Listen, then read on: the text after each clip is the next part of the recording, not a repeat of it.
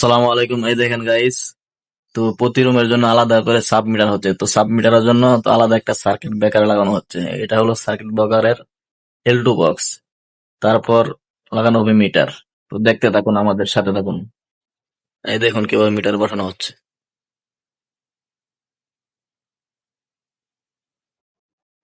এই দেখেন, এই দুইটা তার হলো মিটার থেকে আসছে, যে মেইন মিটার থেকে আসছে।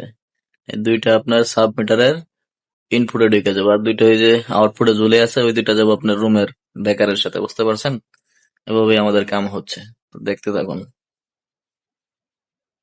দেখেন কিভাবে লাগানো হচ্ছে। অবশ্যই ভালো করে টাইট দিতে হবে। অবশ্যই হ্যাঁ, এইগুলা ভালো করে নাট টাইট টাইট দিন। দেওয়ার সময় ভালো করে খেয়াল রাখতে হবে, যখন লুজ না থাকে। লুজ থাকলে তো আপনার ফায়ারিং হবে, তখন বিল বেশি আসতে পারে।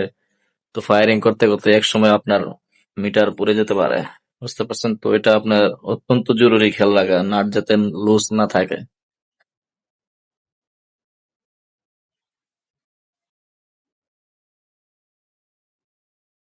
এই যে এখন যে দুইটা ছিলতেছে, এই দুইটা হইলো রুমের লাইন। বুঝতে পারছেন? তো এই রুমের লাইন বেকার হয়ে তারপর রুমে প্রবেশ করবে। আর এই যে এই দুইটা আপনার মিটারের আউটপুট থেকে বেকারে যাবে, বেকার হয়ে ওই দুইটা বেকার হয়ে রুমে লাইন পাস হবে। তো এভাবেই কাজ হচ্ছে। দেখতে থাকুন আমাদের ভিডিও গুলো, আমাদের সাথেই থাকুন। লাইক করতে থাকেন, কমেন্ট করতে থাকেন কেমন হয়েছে ভিডিওটা। যদি ভুল থাকে কমেন্টে জানাবেন, আর যদি ভালো হয় তাহলে ধন্যবাদ বা ভালো কমেন্ট করবেন। আর যে দুইটা বেকার ঢুকাইছে, এই দুইটা হইলো রুমের লাইন।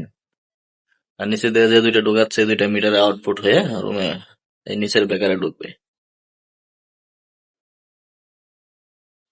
তো দেখতে থাকুন ভিডিওটা, আর আমরা লাইন শেষে কমপ্লিট করে তারপরে মিটার চালিয়ে রুমের লাইট জ্বালিয়ে দেখিয়ে দেবো আপনাদেরকে।